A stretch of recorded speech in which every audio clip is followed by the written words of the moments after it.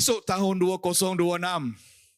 Nah, hari ini saya akan mengongsikan apa yang telah saya kongsikan dengan jemaah-jemaah yang lain. Bermula dengan gereja bahasa Inggeris, kemudian saya kongsikan dengan gereja bahasa Tamil. Kita juga baru commission satu pastor yang baru juga, Pastor Kantan di Pastor Tamil.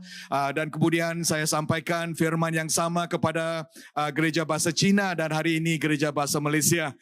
Memang saya pernah berkhotbah dalam beberapa bulan yang lalu tentang Yehizikiel 47. Tapi hari ini saya akan berikan daripada pandangan yang slightly berbeza sedikit. Selaras dengan apa yang akan saya sampaikan kepada semua jemaah-jemaah kita di satu di UMC. Amen. Ya, puji Tuhan. Dan sebagaimana yang kamu sudah tahu, mulai tahun 2026 ini saya juga diberikan secara rasmi memikul peranan sebagai pastor in charge lah, pastor di UMC. Menggantikan Pastor Chris Kam melangkah masuk ke dalam musim yang baru, dan saya lakukan ini dengan takut dan gemetar. Dan musim baru ini bukanlah tentang seorang pastor ataupun seorang pemimpin, dan tetapi musim yang baru yang kita masuk bersama ini yang kita namakan sebagai UMC 3.0 ataupun musim 3.0 adalah berkenaan dengan kesetiaan Tuhan.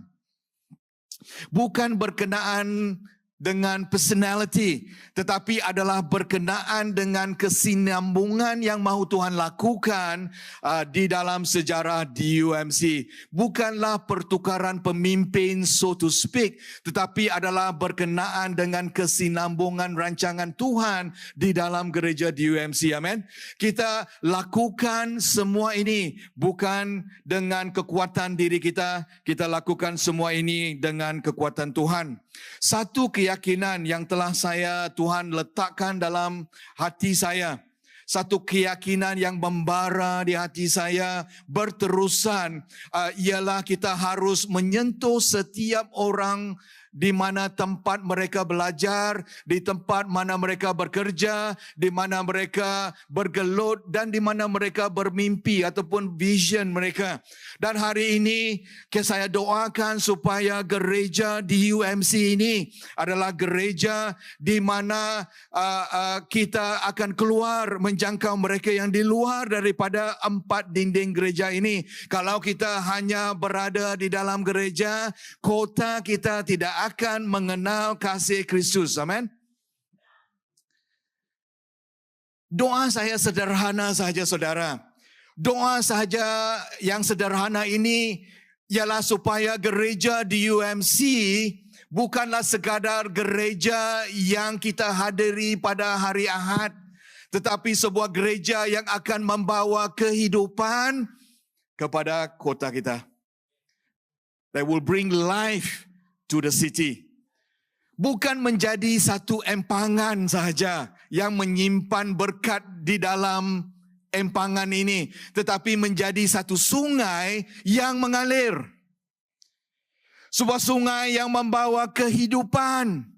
Sebagai sungai yang akan membawa Yesus kepada tempat-tempat yang tandus. Dan izinkan saya berkongsi satu cerita yang pernah saya kongsikan semasa 45 celebration tahun lepas.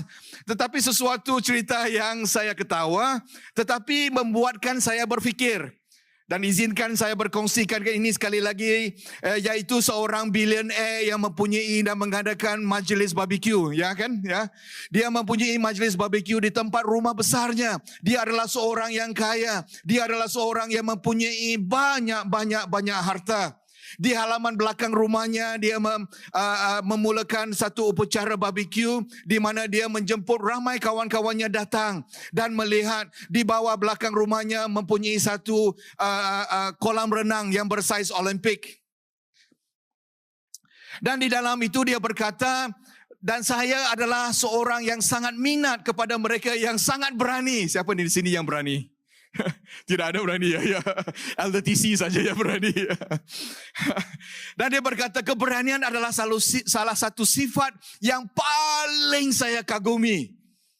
Dan lalu dia menambah, Dan setiap siapa yang berani berenang daripada satu bahagian sungai, kolam renang Olimpik ini, sampai ke hujung sana, akan saya berikan $1 juta. Tetapi saya mau menyatakan, di dalam kolam renang ini mempunyai banyak buaya-buaya, seperti Sungai Rejang. Dan di dalam inilah, billionaire itu berkata, ada siapa yang berani boleh lakukan ini. Dan tiba-tiba ada satu percikan air. Dan seorang lelaki mula berenang daripada satu tempat sampai ke hujung sana. Dan dengan dikejar oleh buaya-buaya tersebut, berjaya sampai ke akhir. Dan billionaire itu berlari kepada si lelaki yang telah sampai di sana. Dia mengatakan, saya sangat kagum. Saya sangat kagum dengan keberanian kamu. Luar biasa sekali kamu sampai ke sana. Dan lelaki itu sambil menggigil dan sambil tercungap-cungap mengatakan, dan si billionaire itu ingin menuliskan cek, apakah nama kamu? Dengan menggigil, dengan tercungap-cungap, dia mengatakan, lupakan cek itu. Saya hanya mahu siapa yang menolak saya masuk ke dalam kolam tersebut. Nah, memang kita fikirkan tentang kelucuan cerita ini, tetapi kadang-kadang kita berasa seperti itu. Kadang-kadang kita tidak merancang untuk melangkah masuk lebih dalam dan kita tidak memilih musim kita ini. Mungkin kita tidak memilih musim DUMC 3.0 ini. Mungkin Brother Tama dan Pastor Tama tidak memilih apa yang dia mau lakukan. Tetapi Tuhan yang mengaturkan segalanya. Tuhan yang akan mengizinkan segalanya. Amin. Nah, soalan yang sebenarnya bukanlah siapa yang menolak saya. Soalan yang sebenarnya ialah, Tuhan, apakah yang Engkau sedang lakukan di dalam hidup saya? Dan itu sebabnya Yehizekiel 47 itu penting. Dan mari sama-sama kita membacakan bahagian firman Tuhan ini. Agak panjang sedikit, ayat 1 sampai 12. Tapi penting untuk kita membaca bahagian firman Tuhan ini. Boleh saya jemput kita berdiri. Dan mari sama-sama kita membaca bahagian firman Tuhan ini dengan kuat sekali. 1, 2, dan 3. Membawa aku kembali ke pintu bait suci. Tampak air mengalir dari bawah ampang pintu bait suci ke arah timur, kerana bait itu menghadap ke timur. Air itu mengalir daripada bahagian bawah sisi kanan bait suci di sebelah selatan mezbah. Kemudian dia membawa aku keluar melalui pintu gerbang utara yang berputar, menuju pintu gerbang luar yang menghadap ke arah timur. Tampak air memancang di sebelah selatan. Orang itu pergi ke arah timur sambil membawa tali pengukur. Lalu dia mengukur jarak sepanjang 1000 hasta, lalu disuruhnya aku masuk ke air itu. Tingginya 1 mata kaki. Dia mengukur lagi sepanjang 1000 hasta dan menyuruh aku masuk ke air itu. Ternyata tingginya paras lutut. Lagi-lagi dia mengukur sepanjang 1000 hasta lalu menyuruh aku masuk. Air itu setinggi pinggang. Kemudian dia mengukur 1000 hasta lagi. Kali ini air itu sudah menjadi sungai yang tidak dapat kuseberangi kerana airnya telah meninggi. Cukup tinggi air itu sehingga orang dapat berenang. Sungai itu sudah tidak dapat diseberangi. Katanya kepadaku, sudahkah kau lihat, wahai anak manusia? Kemudian dia membawa aku kembali ke tepi sungai. Ketika aku kembali, tampak di kedua-dua belah tepian sungai itu ada banyak kali pokok. Katanya kepadaku, air ini mengalir ke wilayah timur, lalu turun ke Arabah dan bermuara di Laut Mati. Ketika air mengalir itu sampai di laut, air laut pun menjadi tawar. Jadi kemana-mana pun sungai itu bermuara. Semua makhluk hidup yang berkemurun di sana akan hidup. Ikan akan menjadi sangat banyak kerana air ini bermuara ke sana dan menjadikan air laut itu tawar. Kemana-mana pun sungai itu bermuara, segala sesuatu di sana akan hidup. Perangkap ikan akan berdiri di tepiannya. Mulai En-Gedi sampai ke En-Eglaim.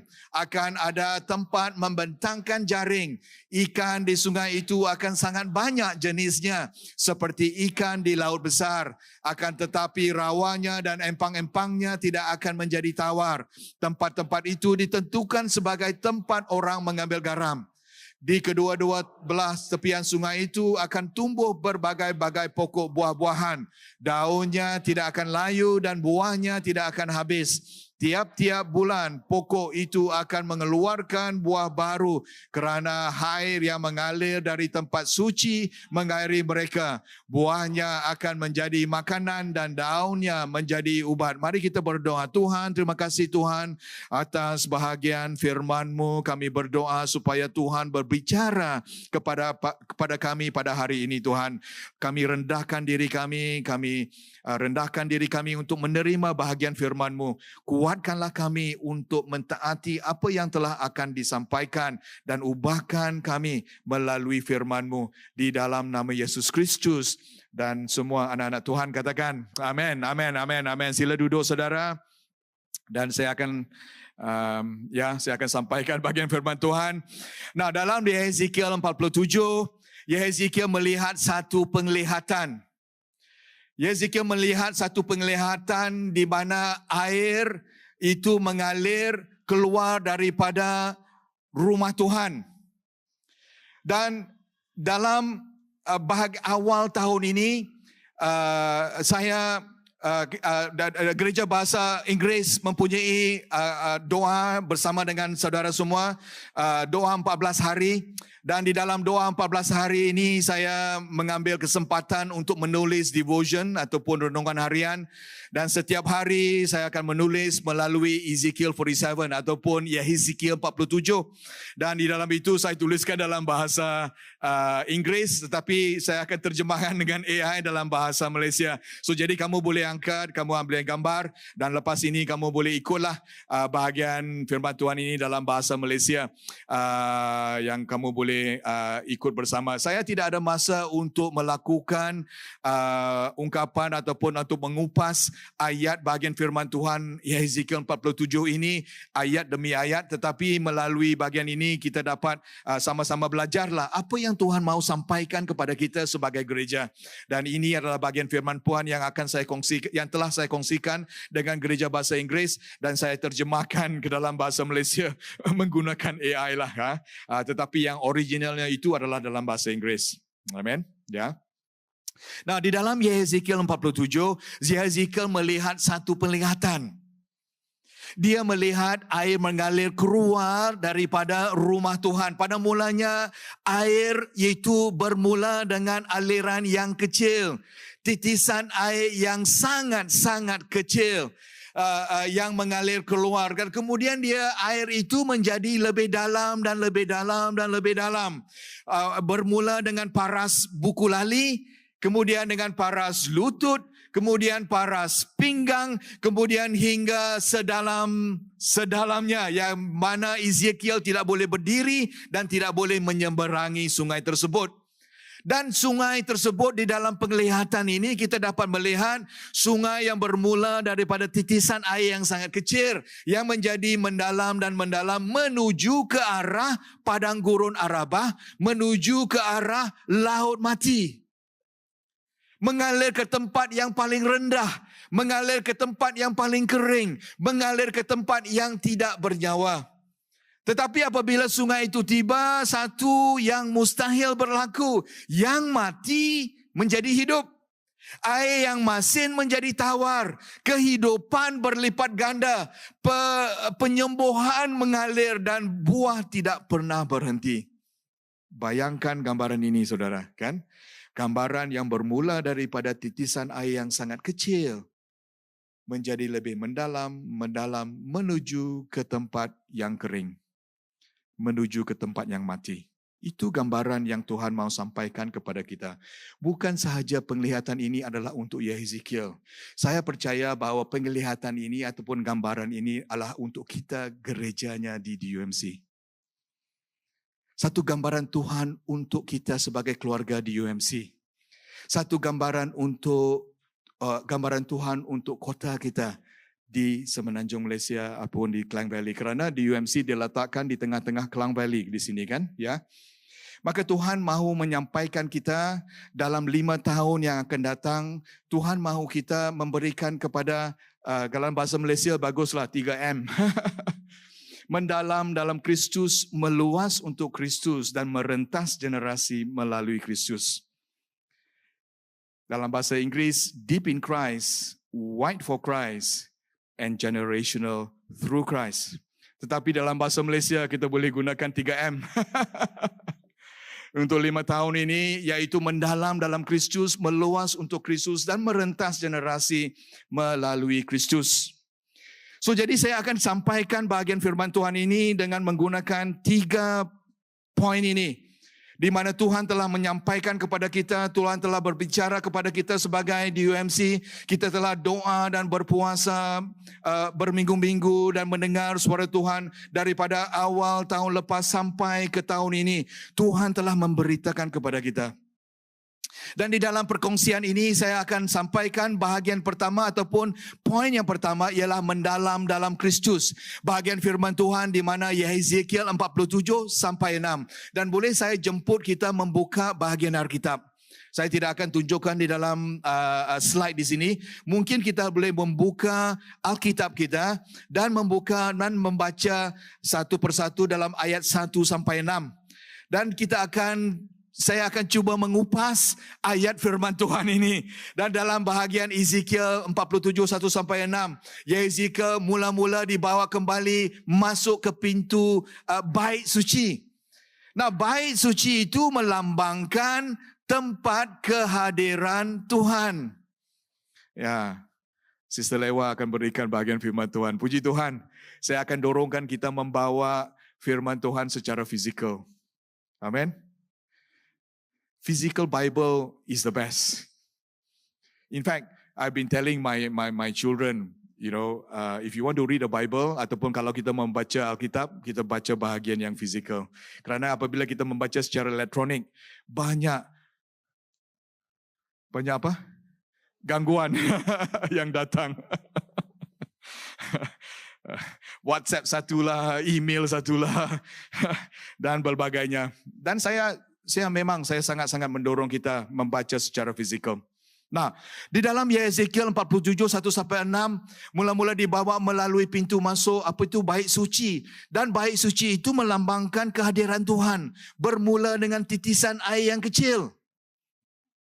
Bukan banjir, bukan air yang banyak, bukan air terjun yang deras, tetapi adalah satu titisan air yang sangat kecil, sangat sunyi, yang tidak mengagumkan, mungkin mudah lepas pandang pun. Tetapi sesuatu titisan air yang kecil. Tetapi di situ bermulalah pekerjaan Tuhan, di situ bermulalah bait suci itu bermulalah kehidupan.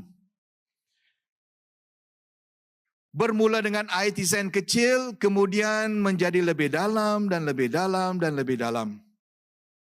Nah, di sini kita dapat lihat titisan air kecil ini adalah tempat bermulanya pekerjaan Tuhan yang memberi kehidupan. Di sini kita dapat lihat bahawa bait suci di dalam bahagian firman Tuhan ini menunjuk kepada Kristus. Mengapa saya mengatakan begitu? Kerana Yesus pernah berkata, bait suci ini adalah tubuhku. Kamu boleh robohkan tubuh ini dan bait suci itu berkenaan dengan tubuh Kristus. Jadi bait suci yang dinyatakan dalam Ezekiel apabila diterjemahkan melalui lensa perjanjian baru, kita dapat melihat bahawa bait suci itu menunjukkan kepada Yesus. Dan mezbah di mana air itu mengalir daripada itu menunjukkan kepada salib. Mengapa mezbah adalah tempat pengorbanan? Mezbah adalah di mana pengorbanan ataupun pengorbanan lah, betul kan ya? Sacrifice dilakukan, dan the sacrifice of Jesus, pengorbanan Yesus berlaku di atas salib. Jadi mezbah menunjukkan arahnya adalah kepada salib di dalam perjanjian baru. Dan air yang mengalir itu menunjukkan kepada Roh Kudus. Mengapa saya mengatakan begitu? Kerana Yesus berkata di dalam Yohanes, barang siapa percaya kepadaku, di dalam dirinya akan mengalir sungai-sungai air hidup. Dan Yohanes mengatakan bahawa sungai-sungai air hidup itu adalah Roh Kudus. Kemudian di Hezekiel dipimpin langkah demi langkah masuk ke dalam air, paras buku lali, paras lutut, paras pinggang, hingga air itu terlalu dalam. Nah, ini kebenarannya.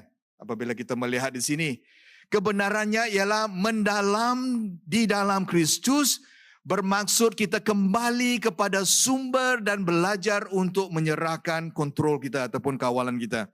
Maksudnya kita kembali, we return to the source. Kita kembali kepada sumbernya. Kita kembali kepada di mana sumber air tersebut ialah Kristus. Mendalam di dalam Kristus adalah satu proses pertumbuhan. Satu langkah iman. Bukanlah berkenaan dengan kesempurnaan. Apabila kita return to Christ dan kita berjalan dalam air ini dengan buku lali, dengan lutut, dengan aras pinggang. Itu adalah proses pertumbuhan. Satu langkah demi satu langkah ke arah iman, ke arah kepercayaan kita, ke arah penyerahan kita. Segala sesuatu yang berada tersebut adalah sesuatu yang diatur bukan oleh Hezekiel, tetapi diatur oleh Tuhan. Buku lali memberikan gambaran. Itu adalah satu permulaan. Mungkin ada di antara kita di sini baru belajar untuk mengenal Tuhan. Dan paras lutut, apabila air di tepi sungai, kita semua pernah mandi di sungai kan. Dan apabila air di paras lutut, ya itu deras sedikit, tapi kita masih lagi boleh kontrol diri kita. Tapi kita masuk ke dalam sungai yang lebih dalam sampai ke pinggang, airnya yang deras itu akan membawa kita lebih less control kan, ya, lebih kurang itu kan. Dan kemudian Hezekiel berdiri di satu tempat yang sangat dalam dan dia akan menyerah. Dan saudara, dimanapun kita berada pada hari ini, sama ada kita di paras buku lali, sama ada kita sekarang perhubungan kita dengan Yesus di paras lutut ataupun di paras pinggang, Tuhan mahu kita bergerak satu langkah yang lebih mendalam.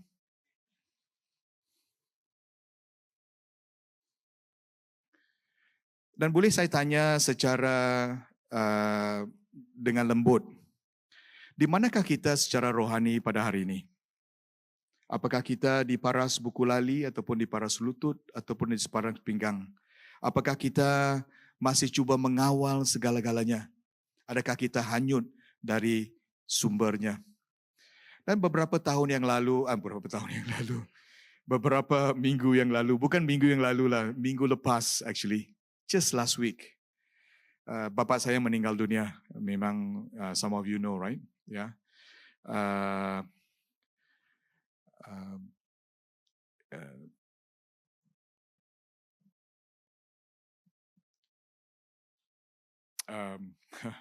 Just give me a second. Ya. Ya, minggu lepas apabila saya dengan isteri bersama dengan keluarga sampai di Sungai Petani, Kedah, dia menunggu kami. Sampai kami di sana, kami dapat berjumpa dengan dia dan keesokan harinya dia balik kepada Tuhan. Dia menukar addressnya kepada tempat yang baru. Ya, dia tukar alamat yang lebih bagus. Walaupun kami sedih, ya, kami sekeluarga sangat sedih. Tapi kami juga bersyukur kerana kehidupannya yang hampir 85 tahun, ya, bersyukur atas kasih yang telah diberikan kepada kami sebagai anaknya. Dan saya mau mengongsikan begitu apabila di dalam semasa kita merayakan wake service itu, ataupun ibadat penghormatan terakhir, kamu harus tahu dia adalah seorang polis, dia adalah seorang superintendent polis yang berdisiplin lah, tetapi dia mempunyai banyak kawan-kawan polisnya. Dan salah seorang daripada kawannya seorang yang selalu minum pagi lah kopi-kopi ya di kedai, ialah seorang ex-army ataupun bekas tentera.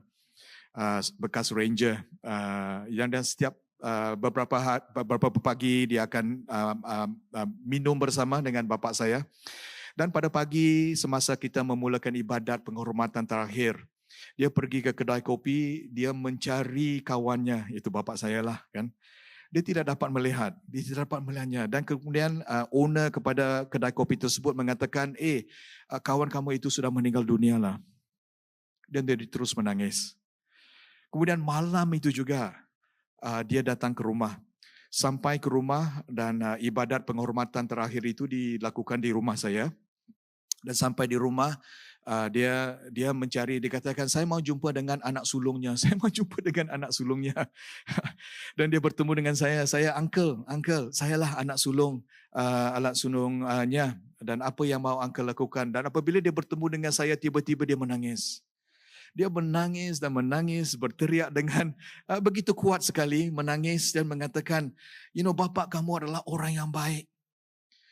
Bapa kamu apabila saya sakit di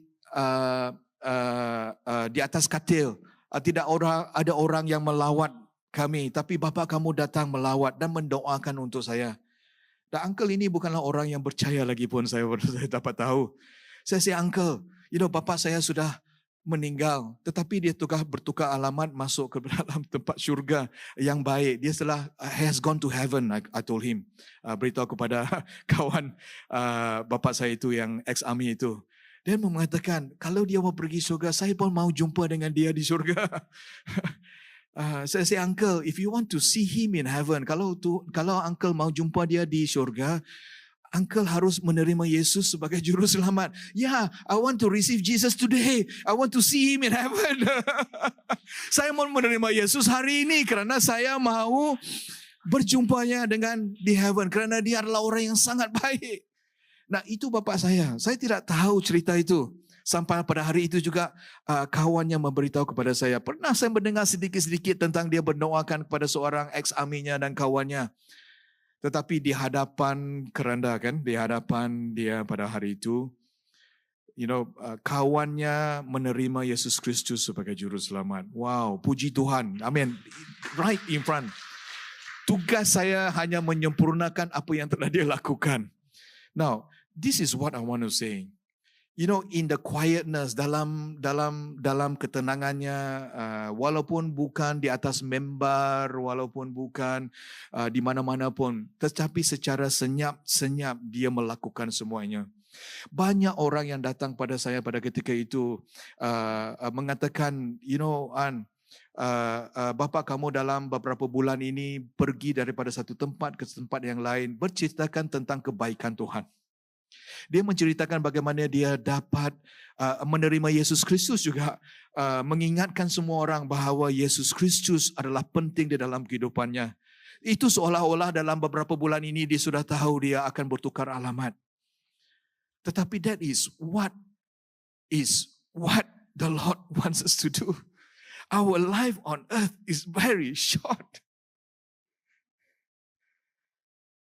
If we are deep in Christ, kalau kita mendalam di dalam Kristus, secara otomatik kita akan menjadi luas untuk Kristus.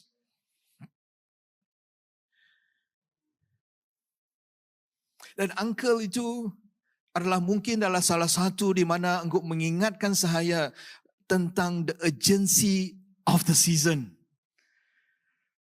Uncle itu datang, dia menangis, menerima Yesus pada hari pengebumian bapa saya. And the Lord wants to remind all of us today. Tuhan mau mengingatkan kita pada hari ini bahwa Tuhan mau kita melakukan dalam hari-hari yang suntuk ini. untuk melakukan apa yang terbaik untuk Tuhan. Mendalam di dalam Tuhan tidak bermakna kita membuat bunyi yang bising-bising atau bukan dengan kehebatan, bukan dengan mencari perhatian di sosial media dan sebagainya, tetapi kita berakar dalam di dalam Kristus. Kita berakar, apabila kita berakar dalam di dalam Kristus, kita akan mengalir ke tempat yang hancur. Kita akan mengalir ke tempat orang yang sakit. Kita akan mengalir kepada orang yang tidak berdaya.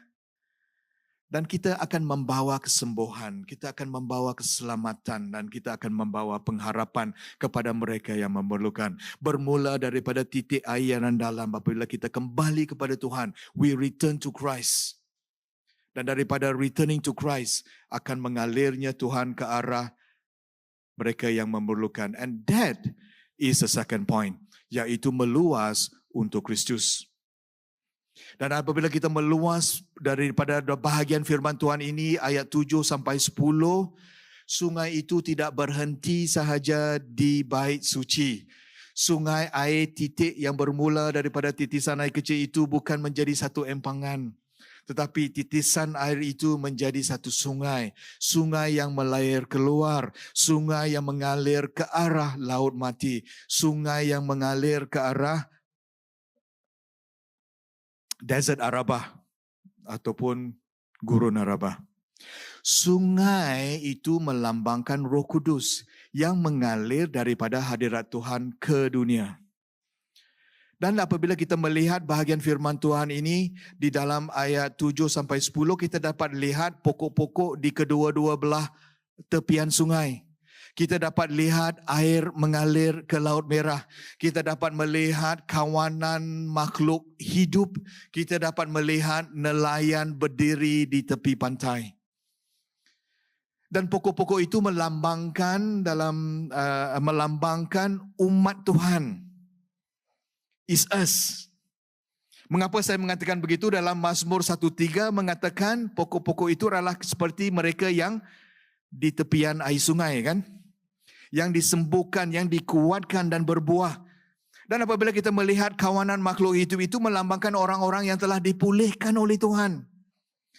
Ikan-ikan melambangkan jiwa-jiwa yang belum mengenal Tuhan. Dan nelayan melambangkan kita yang menjadi fishers of men ataupun penjala manusia. So, kita gambaran ini yang Tuhan berikan kepada kita sebagai DMC bermula daripada titisan air yang kecil, kita kembali kepada Tuhan, kita mendalam di dalam Kristus. Tetapi air yang bermula daripada bait suci ini akan mengalir keluar. Dan pengaliran ini akan membuatkan kita memberikan hidup kepada mereka yang belum mengenal Tuhan. Ikan-ikan yang belum mengenal Tuhan. Dan di dalam firman Tuhan ini juga kita dapat melihat ikan-ikan daripada pelbagai jenis. All kinds of people.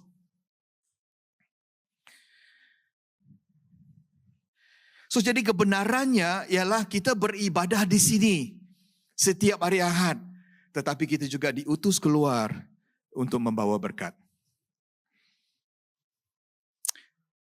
Kita tidak dipanggil untuk menjadi empangan, kita dipanggil untuk menjadi sungai. Persoalannya, apakah Laut Merah itu memang pernah saya kongsikan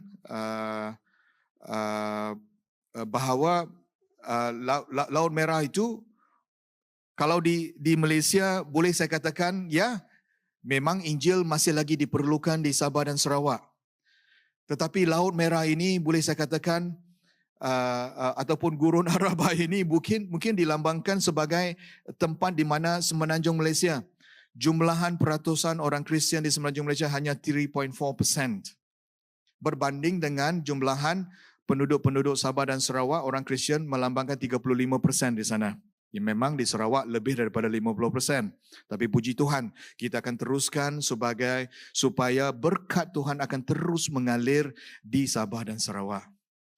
Tetapi kita yang sekarang ini diutus oleh Tuhan sampai ke semenanjung, lebih-lebih lagi sampai ke Kelang Valley ataupun Lembah Kelang.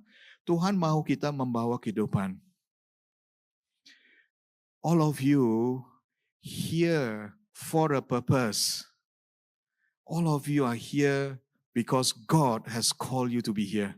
All of you ada di sini kerana Tuhan memanggil kita ada di sini. Bukan secara accident. Bukan secara kemalangan contohnya, tapi Tuhan memanggil kita. Dan di Lembah Kelang saja hampir 8.8 million people, lebih daripada jumlahan penduduk Sabah dan Sarawak. We have job to do, amen. We have job to do. Dan daripada sini, di Lembah Kelang ini kita dapat melihat tempat kerja, kita dapat melihat ramai anak-anak muda yang cemas, kita dapat melihat keluarga-keluarga yang letih dan tertekan, kita dapat melihat migrant workers dan pelajar-pelajar yang jauh datang ke tempat sini. Dan jumlahan pelajar-pelajar tinggi yang datang ke Semenanjung Malaysia, 65% daripada mereka itu ada di Klang Valley. Ramai orang yang bergumul.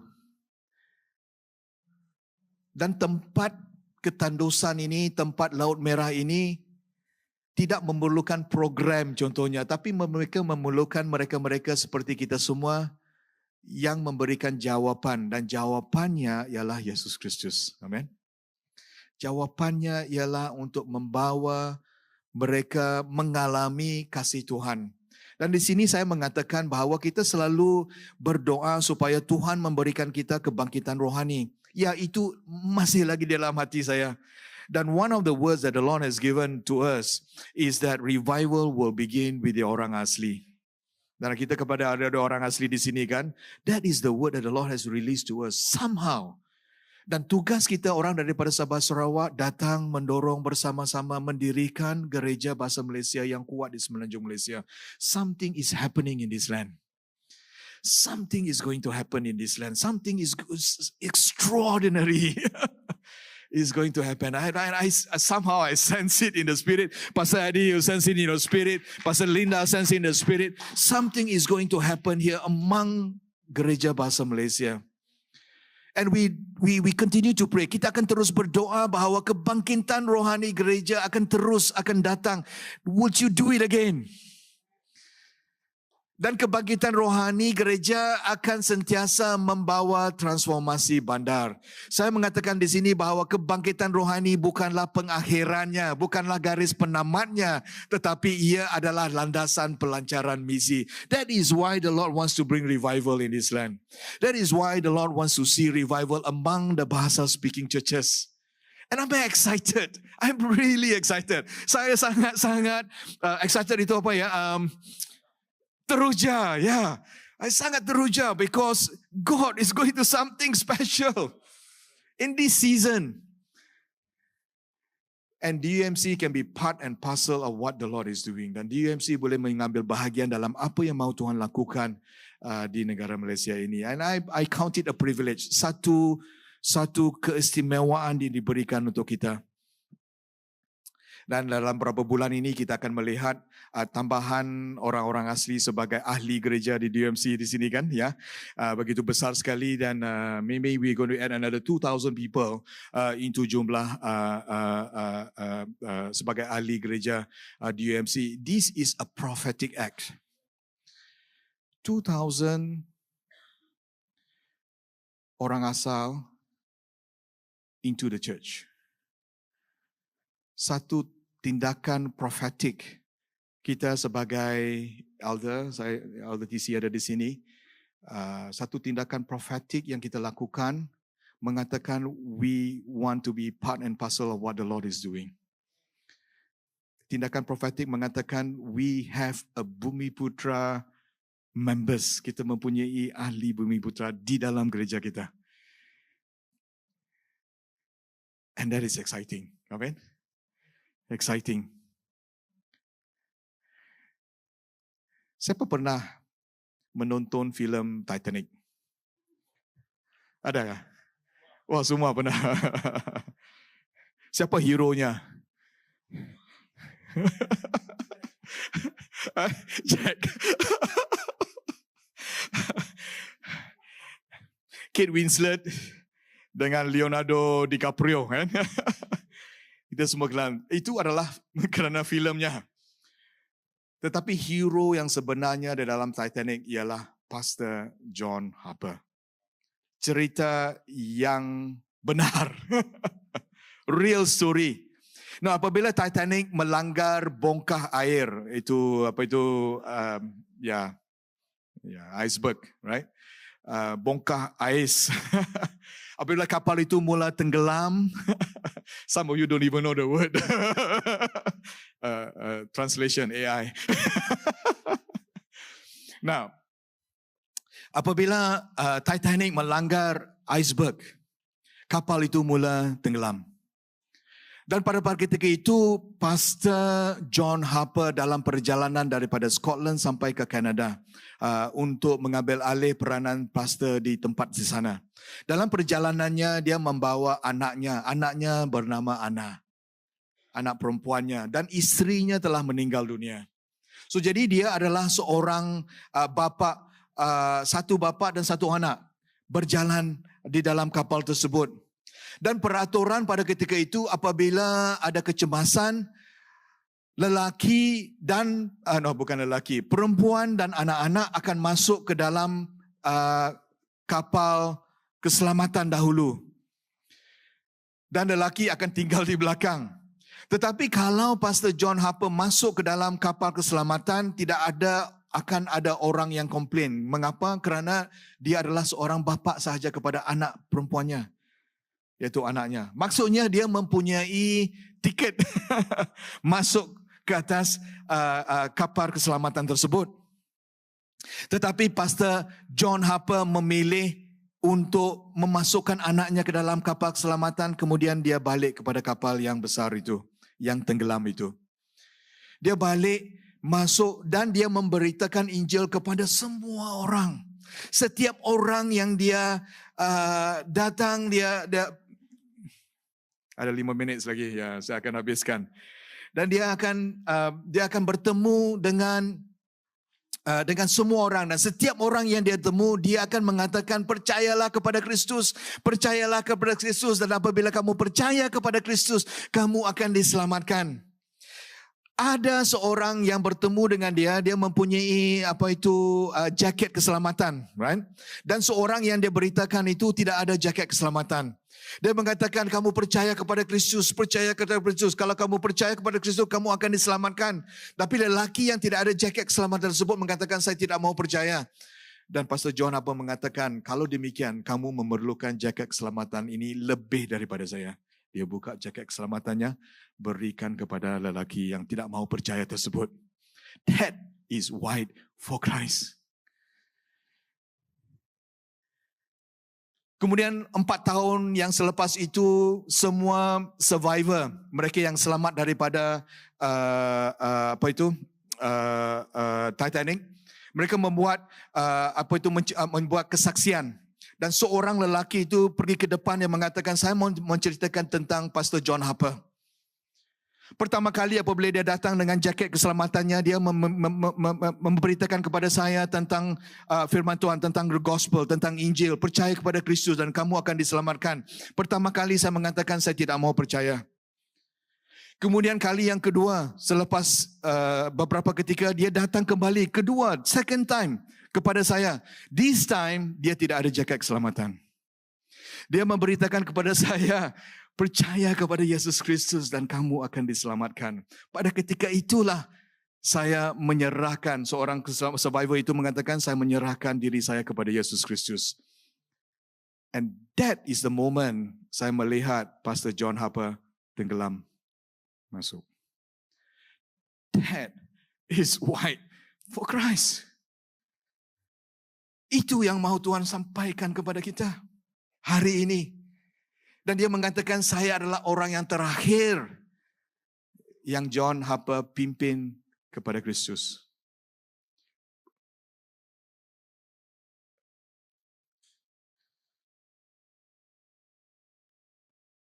You know, John Harper tidak mempunyai pentas ataupun member seperti ini. You know. John Harper mempunyai sebuah kapal yang sedang tenggelam. Tapi dia taat.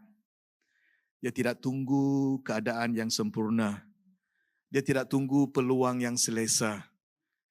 Tapi dia gunakan apa yang ada di tangannya pada ketika itu dan menyampaikan Injil kepada seberapa ramai yang memerlukan. And that is what the Lord wants to remind us. Meluas untuk Kristus. Tapi yang pertama ialah kita mendalam di dalam Kristus. Dan yang kedua ialah meluas untuk Kristus. Dan yang ketiga, ia tidak berhenti dalam satu generasi sahaja. Tuhan mahu kita melakukan merentas generasi melalui Kristus. Dan I'm just going to do it very quickly because I know kesuntukan masa. Tapi di sini kita dapat lihat, Yeskiel di sini dapat melihat bahawa ada buahnya.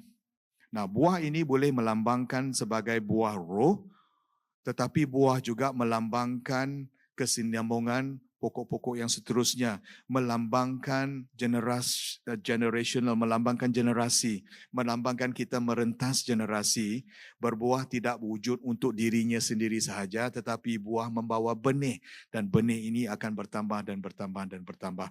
Dan kita melihat di UMC, kita melihat generational di sini. Dan di sini saya mau mengatakan bahawa sebagai anak panah, dan anak panah ini adalah melambangkan apa yang boleh berlaku di gereja di UMC. Anak panah ini adalah seperti gereja yang bergenerasi. Maksudnya mata anak panah adalah seolah-olah golongan anak muda, tajam, bertenaga, penuh dengan hala tuju. And the arrow goes right to the target. Dalam alam baru dan bergerak pantas. Tetapi mata anak panah itu memerlukan batangnya. Batang itu melambangkan dewasa pertengahan umur, mempunyai kekuatan, mempunyai kestabilan, mempunyai momentum, dan anak panah itu akan bergerak dengan lurus dan laju. Tetapi anak panah itu tidak lengkap kalau tidak ada bulunya. Dan bulunya itu melambangkan orang tua yang bapa, ibu rohani dengan bimbingan, dengan keseimbangan, dengan kebijaksanaan. Anak panah ini akan bergerak menuju dengan jauh, dengan pantas, menuju ke arah targetnya. That is generational for Christ. Itulah merentasi generasi melalui Kristus. Dan akan saya tutupkan yang ini, saya tahu kesimpulan masa. Saya akan kongsikan secara peribadi tentang diri saya sendiri. Bertahun-tahun yang lalu, I'm sorry dear, I have to share this again. Dia selalu marah saya, selalu kongsi tentang diri dia. But I thought it's something special for us to know because this is what the UMC is. Nah, bertahun-tahun lalu sebelum saya melangkah masuk ke DUMC, saya jauh daripada Tuhan. Kita semua tahu, saya jauh daripada Tuhan, seorang anak muda yang tidak ada harapan, seorang yang sesat, seorang yang keliru, yang sedang melarikan diri jauh-jauh daripada Tuhan. Dan di dalam saya berdiri jauh daripada Tuhan, kami sebagai boyfriend, girlfriend pada ketika itu, dia reject saya kerana saya tidak mau menerima Tuhan. Satu keputusan yang saya fikir pada ketika itu tidak bijak, tetapi sangat bijak untuk hari ini. Nah, Billing berdoa. Isteri saya sekarang pada masa itu kawan saja sudah. Dia berdoa. Dia mendaki Gunung Murud pada ketika itu. Ya, that is why I keep saying I'm spiritually born in Mount Murud.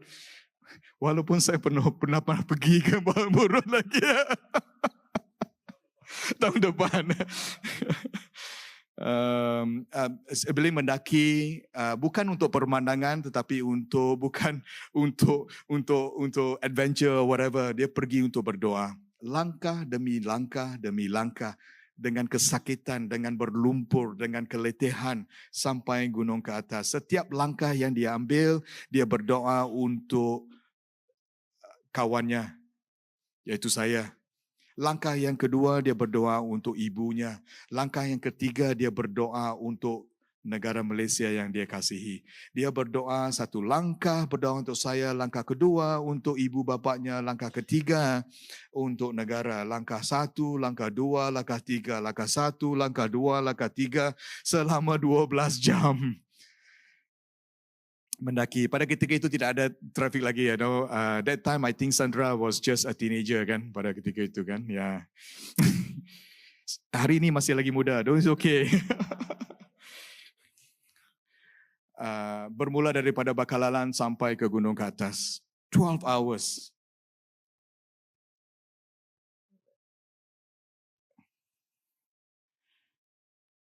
You know, sampai ke atas, dia beritahu saya dia tidak melihat kilat, he never see lightning, never melihat fire, tidak melihat tanda ataupun tidak mendengar apa-apa pun. Tetapi doanya didengar oleh Tuhan.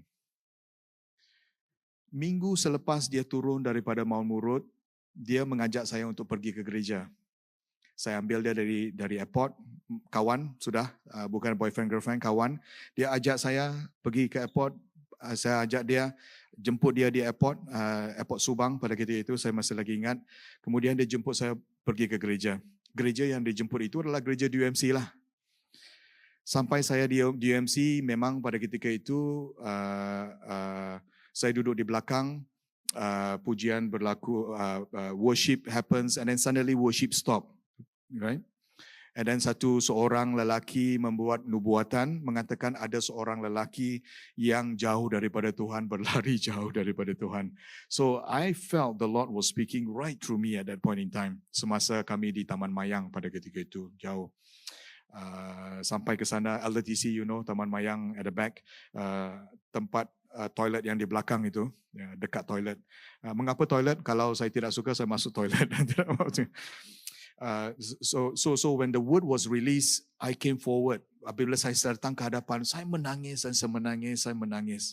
I have no idea why I was in the church. Saya tidak tahu mengapa saya pergi ke gereja. Tetapi I believe God is working. When someone prays, God is working. Pada hari itu saya menyerahkan diri saya kepada Tuhan. Bukan saya seorang, ramai lagi orang di depan pada ketika itu. Saya masih lagi ingat. You know, worship stop. Imagine. And then people standing in front, everyone was crying. I was crying. Semua mengatakan saya mau kembali kepada Tuhan. We must return to God, friends. We must return to God. Titisan air yang kecil ini adalah mengalirnya kehidupan. Then with this small titisan, Tuhan akan menggunakan kita. You know, anak muda yang didoakan oleh Billing pada ketika itu, Tuhan menyelamatkannya. Tuhan memuridkannya. Tuhan mengasihinya, Tuhan revive-kannya, kan? Dan hari ini oleh kasih karunia Tuhan sahaja, only by the grace of God,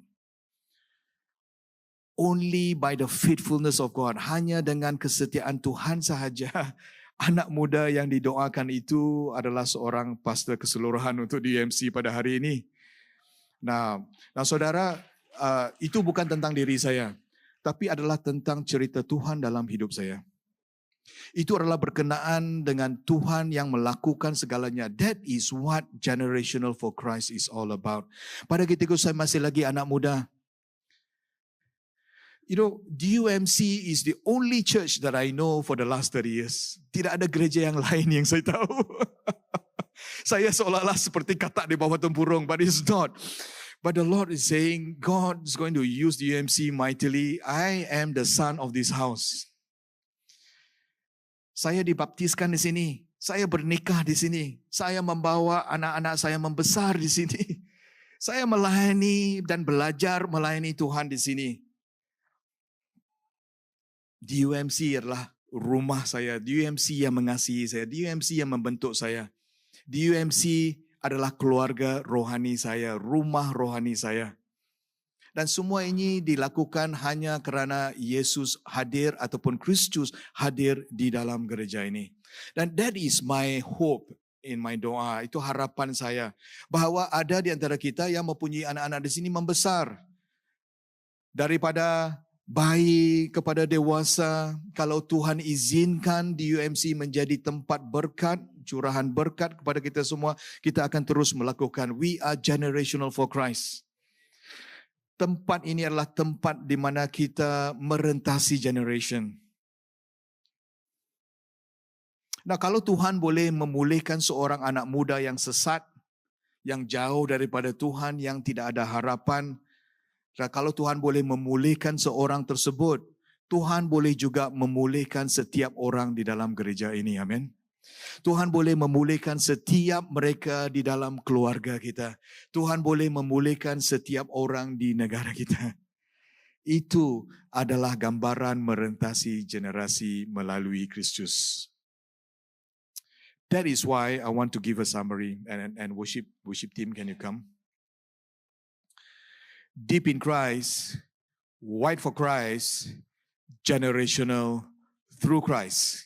Mendalam di dalam Kristus, meluas untuk Kristus, merentasi generasi melalui Kristus. Hari ini kita telah mendengar tentang Ezekiel 47 ataupun Hezekiel 47. Bermula daripada titisan air yang kecil menjadi lebih mendalam, daripada buku lali kepada lutut, kepada pinggang, kepada tempat yang langit dalam, menuju ke arah Gurun Arabah dan Laut Merah. Dan hari ini Tuhan mahu kita berfikir. Boleh saya kongsikan sedikit bahawa Tuhan mahu kita melangkah masuk ke dalam sungai tersebut. Dan hari ini kalau kita mahu mengambil keputusan untuk melangkah masuk ke dalam sungai tersebut, untuk mahu kembali kepada Tuhan, go back to Christ. Mungkin ada di antara kita yang letih, mungkin di antara kita yang stres, mungkin kita ada di antara kita yang burnout. Baik, Tuhan mahu kita kembali kepada Tuhan. Mungkin ada di antara kita mahu menyelaraskan hidup kita kembali kepada Tuhan. Mungkin kita mahu menyerahkan hidup kita kepada Tuhan. Mungkin kita mahu roh Tuhan menghidupkan kita kembali. Mungkin kita mahu hidup kita digunakan untuk Tuhan untuk memberkati mereka-mereka yang dalam seperti Laut Merah tersebut. Dan kalau itu adalah kehendak hati kita, boleh saya jemput kita dengan perlahan berdiri di hadapan Tuhan sebagai mengatakan satu ya yang sederhana, mengatakan respon saya kepada pribadi Yesus Kristus ini yang akan membawa kita masuk ke dalam sungai tersebut. Now, if that is is our desire, boleh saya jemput kita berdiri. Ya, berdiri bersama kepada mereka, bukan secara paksa, tetapi kepada mereka mengatakan, yes, here I am.